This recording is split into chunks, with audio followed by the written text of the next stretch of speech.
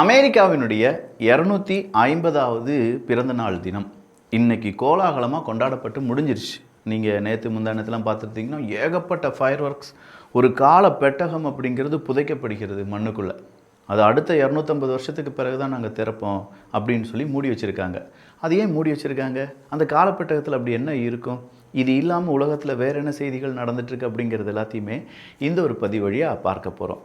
நான் உங்கள் விக்கி, இது உங்கள் தமிழ் விதை. ஷார்ட்டாக கொஞ்சம் செய்திகள். முதல் செய்தி என்ன அப்படின்னு பார்த்தீங்கன்னா, அமெரிக்காவினுடைய 250வது பிறந்தநாள் தினம்தான். காலப்பெட்டகம் அப்படிங்கிறது என்னென்னா, ஒரு வேளை இந்த பூமி ஏதாவது ஒன்று நடந்துருச்சு, இல்லை ஏலியன் இன்வேஷன் வந்துருச்சு, இல்லை பெரிய அளவில் ஒரு அழிவு வந்துருச்சு அப்படின்னா, நம்ம ஊரில் என்ன நடந்திருக்கு, இந்த அமெரிக்காவுக்கு என்ன நடந்துச்சு அப்படிங்கிறதெல்லாம் அடுத்த ஒரு தலைமுறை தெரிந்து கொள்ள வேண்டும் அல்லவா? அதுக்காக புதைக்கப்படுவது தான் இந்த காலப்பெட்டகம் அப்படின்னு சொல்லலாம். இதை இந்தியா செஞ்சுருக்காங்க, இது ஒவ்வொரு நாடுகளும் செய்வாங்க. அதே மாதிரி விண்வெளிக்கு இப்போ டெஸ்லா காரை கூட வச்சு அனுப்பணும் பார்த்தீங்களா?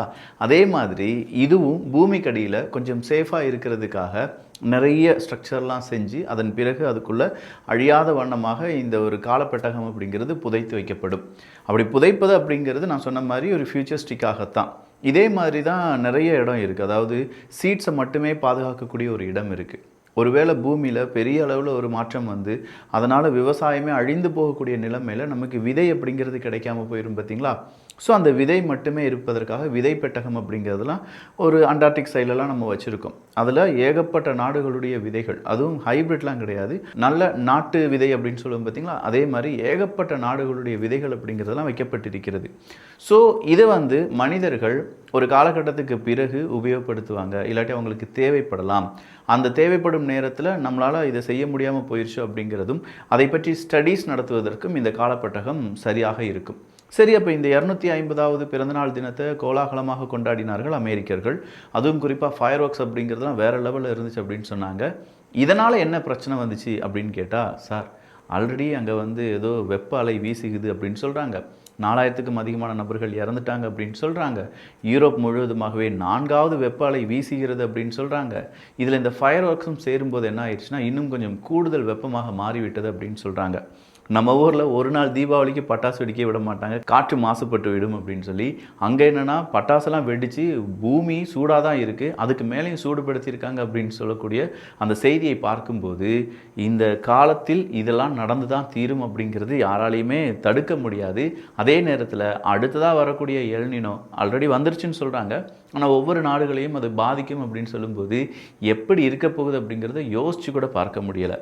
நெக்ஸ்ட் ஒன் என்ன அப்படின்னு பார்த்தீங்கன்னா போர்ச்சுகல் தான். போர்ச்சுகலில் வைல்ட் ஃபயர் அப்படிங்கிறது காட்டுத்தீ வந்து ரொம்ப பெரிய அளவில் பரவிக்கிட்டே இருக்குது அப்படின்னு சொல்லி நம்ம பார்த்தோம். போன பதிவுலையும் போன வீடியோலையும் இதை நம்ம சொல்லியிருந்தோம். இப்போ என்ன ஆச்சுன்னா கிரீஸ், ஸ்பெயின், இன்னும் கொஞ்சம் இடத்துல இந்த ஸ்மோக் அப்படிங்கிறது புகை டாக்ஸிக் ஸ்மோக்காக மாறிடுச்சு. அதனால் கொஞ்சம் அங்கே இருக்கக்கூடிய இந்த காட்டுத்தீ எங்கெல்லாம் பரவி வருகிறது அதை சுற்றி இருக்கக்கூடிய மக்கள் சுவாசிக்க கொஞ்சம் ஏதுவான இடங்களுக்கு போயிருங்கப்பா, இங்கே கொஞ்சம் டாக்ஸிக் ஸ்மோக் அப்படிங்கிறது வந்துட்டுருக்குங்கிற ஒரு தகவல் கொடுக்கப்பட்டிருக்கிறது. நிறைய காடுகள் அழிவை நோக்கி சென்று கொண்டிருக்கின்றன அப்படிங்கிறத நம்ம நல்லா புரிஞ்சுக்கணும். ஸோ இதுக்கான கான்சிக்வன்சஸ் எப்போ வரும் அப்படிங்கிறத நான் சொல்லிடுறேன். காடுகள் அழிந்து விடும். காடுகள் அழிந்தால் மழை வருவதற்கான சாத்தியக்கூறுகள் குறைந்து விடும். மழை அப்போ அடுத்த வருஷமும் இது ஒரு செயின் ரியாக்ஷன் மாதிரி, அடுத்த வருஷமும் மழை அப்படிங்கிறது கொஞ்சம் கம்மியாகும். மழை கம்மியாச்சு அப்படின்னா மறுபடியும் அந்த எல்னினோக்கு எஃபெக்ட் அப்படிங்கிறது எப்படி இருக்க போகுதுன்னு தெரியல. பட் இது ஒரு தொடர் கண்ணி மாதிரி அப்படியே போயிட்டே இருக்க போகுது.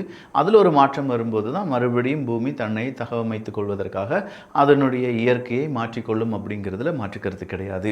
நெக்ஸ்ட் ஒன் அப்படிங்கிறது சல்யூட் டு அமெரிக்கா 250 அப்படிங்கிற ஒரு டைட்டிலில் ட்ரம்ப் அவர்கள் பேசினார். பொதுவாக ட்ரம்ப் அவர்கள் இல்லாட்டி அமெரிக்காவினுடைய அதிபர்கள் இதை பேசுகிறாங்க, அவங்களுடைய பர்த்டேவை பேசுகிறாங்க அப்படின்னா அந்த நாட்டை பற்றி பேசுவாங்க. பட் இந்த மனுஷன் என்ன செஞ்சிட்டார், ஒரு கேம்பெயின் ஸ்டைல் ஸ்பீச் அப்படிங்கிறத கொடுத்துட்டார். அமெரிக்கா யார் தெரியுமா, நாம் இல்லாமல் அங்கே எதுவுமே இருக்காது, இப்போ யூரோப் மாதிரியான நாடுகள் தேர்ட் ரேட்டட் கண்ட்ரிஸாக மாறிட்டாங்க, ட்ரம்ப் அவர்கள் நான் இருக்கும்போது இங்கே என்ன நடக்கும் அப்படி இப்படின்னு சொல்லி மனுஷன் அள்ளி விட்டுட்டாரு. அதுவே நிறைய பேருக்கு கொஞ்சம் ஏமாற்றமாக இருந்தது என்பது குறிப்பிடத்தக்கது. எப்படியாவது ட்ரம்ப் அவர்களை பொறுத்த வரைக்கும் இந்த காசெல்லாம் விட்டுட்டு கிரிப்டோ மேலே எல்லாரையும் அப்படியே அவங்களுடைய பார்வையை திரும்ப வைக்கணும், அந்த கிரிப்டோ கரன்சி, டிஜிட்டல் கரன்சி இது மேலே அவங்களுடைய பார்வை திரும்ப வேண்டும் அப்படின்னு சொல்லி நினைக்கக்கூடிய ஒரு மனுஷன். அதனால தான் நேற்றைய முன்தினம்லாம் ட்ரம்ப் அவர்கள் என்ன சொல்கிறாருன்னா, இதுவரையிலும் கிடைக்காத அளவுக்கு எனக்கு லாபம் கிடைச்சிருக்குப்பா கிரிப்டோ கரன்சியில் அப்படின்னு சொல்லி பெரிய ஒரு லாபத்துக்கான பட்டியலை கொண்டு விடுறார். அப்போ மக்கள் எல்லாம் என்ன செய்வாங்க, பாருடா இப்படிலாம் வந்துருச்சா அப்படின்னு சொல்லி அங்கே போய் முதலீடு பண்ணுவாங்கல்ல. ஸோ அதுக்காக அவர் ட்ரை பண்ணுறாரா இல்லை வேறு ஏதாவது அதுக்கு பின்னாடி சூட்சமங்கள் இருக்கா அப்படிங்கிறதுலாம் தெரியலை. பட் ப்ரமோஷன் வேலை ரொம்ப பக்காவாக நடந்துட்டுருக்கு என்பது குறிப்பிடத்தக்கது. அயத்துல்லா அலி கமேனி அவர்களுடைய 2வது இறுதி ஊர்வலம், அதாவது இன்றைக்கு அவங்களுக்கான ஃபனரல் அப்படின்னு சொல்லியிருந்தாங்க. ஸோ இதில் வந்து அவருடைய 3 மகன்கள் பங்கு பெற்றார்கள். ஆனால் இப்போ இருக்கக்கூடிய மொஜிதபா அவர்கள் வந்தாரா அப்படின்னு கேட்டால் இல்லை.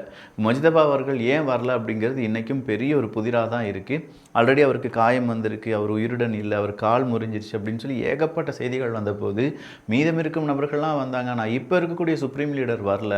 அப்போ ஈரானுடைய சுப்ரீம் லீடர் எங்கே அப்படிங்கிற ஒரு கேள்வி கேட்கப்பட்டு வருகிறது. அமெரிக்கா தானப்பா இப்போ ஈரான் கூட பேச்சுவார்த்தை நடத்துகிறாங்க, இஸ்ரேல் இல்லைல்ல. அப்போ இஸ்ரேல் எப்போ வேணாலும் அமெரிக்காவுக்கு எதிராக ஈரானுக்கு எதிராக பெருசாக ஒரு யுத்தத்தை தொடங்கிடலாம்ல அப்படின்னு சொல்லி நம்ம எல்லாருக்குமே ஒரு கேள்வி இருந்துச்சுல. நெத்தன்யாகு அவர்கள் அதற்கான பதில் சொல்கிறார். எனக்கும் அமெரிக்காவுக்கும் இடையே எந்த பிரச்சனையும் கிடையாது. அப்படியே பிரச்சனை வந்தாலும் அதை நாங்கள் 2 பேரும் தீர்த்து கொள்வோம். ஸோ இப்போ அமெரிக்கா என்ன சொல்கிறாங்களோ அதுதான் எங்களுடைய முடிவும். நாங்கள் அமெரிக்கா சொல்லும்படி கேட்போம். அதில் ஏதாவது பிரச்சனை இருந்துச்சுன்னா நாங்கள் அமெரிக்காட்ட சொல்லுவோம், அவங்க கேட்டுக்கிடுவாங்க. அதனால் ஈரான் விஷயத்தில் தன்னிச்சாக நாங்கள் முடிவெடுப்போம் அப்படின்னு சொல்கிறது எந்த விதமான உண்மையும் கிடையாது. அதே நேரத்தில் எங்கள் நாட்டுக்கு ஏதாவது பிரச்சனை வந்துச்சுன்னா அமெரிக்காவுடன் சேர்ந்தே அந்த முடிவை நாங்கள் எடுப்போம் அப்படின்னு சொல்லி மனுஷன் வேற லெவலில் ட்விஸ்ட் கொடுத்துருக்காரு. அடுத்ததாக வந்திருக்கக்கூடிய செய்தி துருக்கி. இப்போ பாகிஸ்தான் துருக்கி ஏதோ ஒரு மீட்டிங்கை போட்டாங்க, இந்தியாவுக்கு எதிராக பெருசாக டீல் பண்ணிட்டாங்க அப்படின்னு சொல்லி தமிழ் பட்சத்தில் பேசியிருந்த விக்கி அப்படின்னு கேட்டால் ஆமாங்க. ஆனால் இப்போ இன்னொரு பிரச்சனை வந்திருக்கே, துருக்கிக்கு நிறைய நாடுகளுடைய அந்த வெப்பன்ஸ் அப்படிங்கிறது வேணும். ஆனால் துருக்கி தான் நல்லா ட்ரோனெல்லாம் தயாரிச்சுட்டு இருக்காங்களே அப்படின்னு கேட்டால் அவங்க வெப்பனில் பின்தங்கி தான் இருக்காங்க. அப்போ இதை இப்போ நாட்டோவினுடைய அந்த கூட்டமைப்பு துருக்கியில் வச்சு நடக்க போகுது. இன்றைக்கி ட்ரம்ப் அவர்கள்லாம் வந்திருந்தார் அப்படிங்கிற செய்தியை நான் பார்த்தேன். இந்த நாட்டோ கூட்டமைப்பு அவங்க நாட்டில் வச்சு நடக்கிறதுனால நிறைய வெப்பன் டீல் அப்படிங்கிறது செய்கிறதுக்கான வாய்ப்புகள் இருக்குது. அந்த வெப்பன் டீல்லாம் நம்ம செஞ்சிட்டோம்னா நம்மளை யாராலையும் அசைச்சிக்கிட முடியாதுப்பா, அந்த அளவுக்கு நம்ம உயர்ந்து விடலாம் அப்படின்னு சொல்கிற எண்ணத்தில் இப்போ துருக்கி இருக்காங்களாம். அது மட்டும் இல்லாமல் விமானங்கள், இன்னும் ஏர் டிஃபென்ஸ் சிஸ்டம், இது எல்லாமே மேற்குலக நாடுகள், அமெரிக்கா போன்ற நாடுகள் நமக்கு தருவாங்க. அப்போ இந்த நாட்டோ மீட்டிங் நமக்கு ஒரு பெரிய வரப்பிரசாதம் அப்படிங்கிறத துருக்கி நம்புகிறாங்க. ஏகப்பட்ட டீல் கையெழுத்து ஆகும் அப்படின்னு சொல்லி துருக்கியினுடைய எல்லா செய்தி ஊடகங்களும் செய்தியை வெளியிட்டிருக்கிறார்கள்.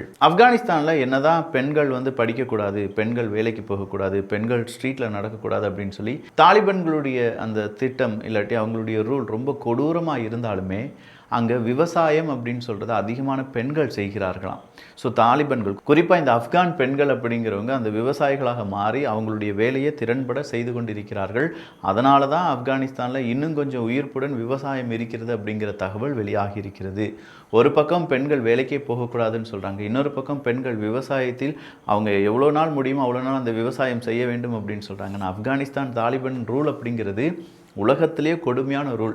நீ இதை செய்யணும் இதை செய்யக்கூடாது அப்படின்னு சொல்லி ஆண்களுக்கு எந்த ரெஸ்ட்ரிக்ஷன்ஸும் கிடையாது. ஆனால் பெண்களை பொறுத்த வரைக்கும் நீ படிக்கக்கூடாது, நீ வேலைக்கு வரக்கூடாது, நீ வெளியில் வரணும்னா இந்த மாதிரி ட்ரெஸ்ஸை போட்டுட்டு வரணும், இதெல்லாம் இப்படி தான் இருக்கணும், நீ இப்படி தான் எங்களுக்கு நடந்துக்கணும் அப்படின்னு சொல்லி பெண்களை இப்போதும் ஒரு விதமான அடிமையாக நடத்துவதில் ஆப்கானிஸ்தானை மிஞ்சுவதுக்கு ஆளில்லை அப்படின்னு சொல்லலாம். போப் லியோ அவர்கள் இன்றைக்கி என்ன சொல்லியிருக்காருன்னா, இப்போ 250வது பிறந்தநாள் தினத்தை கொண்டாடுற நீயும் சரி இல்லாட்டி ஐரோப்பிய ஒன்றிய நாடுகளும் சரி நிறைய மைக்ரண்ட்ஸ் உள்ளக்கு கொண்டு வாங்கப்பா, நிறைய பேர் உள்ளக்க வரட்டும். அதாவது வெளிநாடுகளை சார்ந்தவர்கள் உங்கள் நாட்டில் பஞ்சம் பிழைக்க வந்தார்கள் என்றால் அவங்கள சேர்த்து கொள்ளுங்கள், அதுதான் மனித நியதி, அதுதான் நீங்கள் செய்தாக வேண்டும் அப்படின்னு சொல்லி கோரிக்கையை வச்சுருக்காங்க. பட் இந்த கோரிக்கை அமெரிக்கா ஐரோப்பிய ஒன்றியம் ஏற்றுக்கொள்ளும் அப்படின்னு நீங்கள் நினைக்கிறீங்க? வாய்ப்பு இல்லை. ஏன்னா ஆல்ரெடி அமெரிக்காவும் பர்த் ரைட்டுக்கே ரொம்ப பெரிய அளவில் சண்டை போட்டுட்டு இருக்காரு ட்ரம்ப் அவர்கள். ஐரோப்பிய ஒன்றியத்தினுடைய சில நாடுகளை எடுத்து பார்க்கும்போது யூகேலாம் இதுக்காகவே வெளியில் போனாங்க, பிரெக்சிட், பிரிட்டன் எக்ஸிட் ஃப்ரம் ஐரோப்பிய ஒன்றியம் அப்படின்னு சொல்லி. ஏன்பா அப்படின்னு கேட்டால், இல்லைப்பா வர்றவங்களுக்குலாம் நீங்கள் இடம் கொடுக்குறீங்க, வர்றவங்களுக்குலாம் சாப்பாடு போடுறீங்க, வர்றவங்களுக்குலாம் வேலை வாய்ப்பு உருவாக்கி தரீங்க, ஆனால் ஐரோப்பிய ஒன்றியத்திலே இருக்கக்கூடிய யூகேக்கு எதுவுமே இல்லையா? யூகே மீன் பிடிக்கக்கூடாதுங்கிறீங்க, அங்கே போகக்கூடாதுங்கிறீங்க, இந்த வேலையை செய்யக்கூடாதுங்கிறீங்க, நாங்கள் இங்கேருந்து எஸ்கேப் ஆகிறோம்ப்பா அப்படின்னு சொல்லி தான் பிரெக்சிட்டை அவங்க சூஸ் பண்ணாங்க. அதான் பிரிட்டன் எக்ஸிட் ஃப்ரம் ஐரோப்பிய ஒன்றியம். ஸோ அதே மாதிரி ஒரு நிலைமை வரக்கூடாது ஐரோப்பிய ஒன்றிய நாடுகளுக்கு அப்படின்னா போப் அவர்கள் சொல்கிறத ஐரோப்பிய ஒன்றிய நாடுகள் கேட்குமா கேட்காதா அப்படிங்கிறதுக்கான பதில் உங்களுக்கு இப்போவே கிடைச்சிருக்கும். உத்தரப்பிரதேசம் இன்னைக்கு ஒரு சூப்பரான அதிரடியான முடிவை சொல்லியிருக்காங்க. அதாவது காலையில் 9 மணிலிருந்து ஈவினிங் 4 மணி வரை பப்ளிக்காக இந்த எலக்ட்ரிக் வாகனங்களை சார்ஜ் ஸ்டேஷன் இருக்கும் பார்த்தீங்களா, சார்ஜ் செய்வதற்கான சார்ஜிங் ஸ்டேஷன். அந்த சார்ஜிங் ஸ்டேஷனில் நீங்கள் உங்கள் காரை சார்ஜ் பண்ணிங்கன்னா, அதாவது காலையில் 9லேருந்து ஈவினிங் 4 மணிக்குள்ளே நீங்கள் சார்ஜ் பண்ணிங்கன்னா 20% உங்களுக்கு எலக்ட்ரிசிட்டி பில் வந்து ரெடியூஸ் பண்ணி தருவோம் அப்படின்னு சொல்லியிருக்காங்க. ஏன் இந்த திட்டம் அப்படின்னு கேட்டால், சார் காலையில் சூரியன் இருக்கும், சோலார் பேனல் வச்சு ஏகப்பட்ட இடத்துல கரண்ட் உற்பத்தி ஆகிட்டு இருக்கும். அந்த உற்பத்தி ஆகக்கூடிய கரண்ட் இதுக்கு பயன்படுத்திக்கலாம்.